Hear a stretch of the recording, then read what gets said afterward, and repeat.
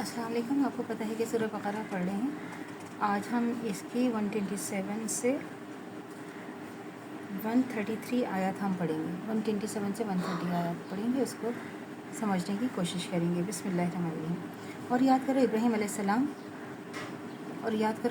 السلام جب اس گھر کی دیواریں اٹھا رہے تھے تو دعا کرتے جاتے تھے کہ ہمارے رب ہم سے یہ خدمت قبول فرما لے. تو سب کی سننے اور سب کچھ جاننے والا ہے. اے رب, ہم دونوں کا اپنا مسلم مطیع فرمان بنا.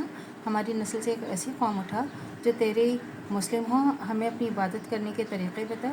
ہماری کوتاہیوں سے درگزر فرما. تو بڑا معاف کرنے والا, رحم فرمانے والا ہے. اے ہمارے رب, ان لوگوں میں خود اٹھی قوم سے ایک ایسا رسول اٹھائیے جو انہیں تیری آیات سنائے, ان کو کتاب حکمت کی تعلیم دے اور ان کی زندگیاں سنوارے.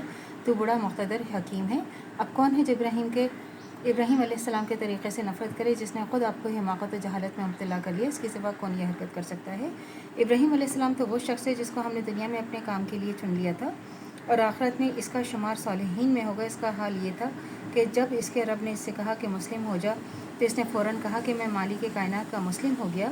اس طریقہ پر چلنے کی ہدایت اس نے اپنی اولاد کو دی تھی. اس کی وصیت یعقوب علیہ السلام اپنی اولاد کو کر گیا. اس نے کہا کہ میرے بچوں, اللہ نے تمہارے لیے یہی دین پسند کیا ہے اور اللہ مرتے دم تک مسلم ہی رہنا.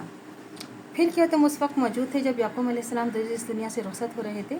اس نے مرتے وقت اپنے بیٹوں سے پوچھا, بچوں میرے بعد تم کس کی بندگی کرو گے؟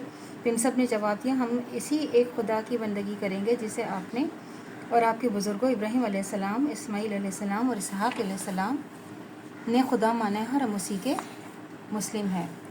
اب یہ جو تھا, جب حضرت ابراہیم علیہ السلام نے جب منصب امامت کے متعلق پوچھا تھا تو ارشاد ہوا تھا کہ اس منصب کا وعدہ تمہاری اولاد کی صرف مومن و صالحہ لوگوں کے لیے ہے, ظالم اس سے مستثنیٰ ہے. اس کے بعد جب حضرت ابراہیم علیہ السلام رزق کے لیے دعا کرنے لگے تو سابق فرمان کو پیش نظر رکھ کر انہوں نے صرف اپنی مومن اولاد کے لیے ہی دعا کی, مگر اللہ تعالیٰ نے جواب میں اس غلط فہمی کو فوراً رفع فرما دیا. انہیں بتایا کہ امامت صالح اور چیز ہے اور رزق دنیا دوسری چیز. امام صالح صرف مومن صالحہ کو ملے گی, مگر رزق دنیا مومن کو کافر سب کو دیا جائے گا. اس سے یہ بات خود بخود نکل آئے گی, اگر کسی کو رزق دنیا فراوانی کے ساتھ مل رہا ہے تو اس غلط فہمی میں نہ رہے کہ اللہ اس سے راضی ہے اور وہی خدا اس کی پیشوا کا مستحق ہے. تو یہ ہے کہ مسلم کا کیا مطلب ہوتا ہے کہ جو خدا کے آگے سر اطاعت خم کر دے اور خدا ہی کو اپنا مالک, آقا, حاکم, معبود مان لے, جو اپنے آپ کو بالکل خدا کے سپرد کر دے اور اس ہدایت کے مطابق دنیا میں زندگی بسر کرے جو خدا کی طرف سے آئی ہو. اس عقیدے, اس طرز عمل کا نام اسلام ہے, اور یہی تمام انبیاء علیہ السلام کا دین ہے, جب ابتدائی آفرینشن سے دنیا کے مختلف ملکوں اور قوموں میں آئے.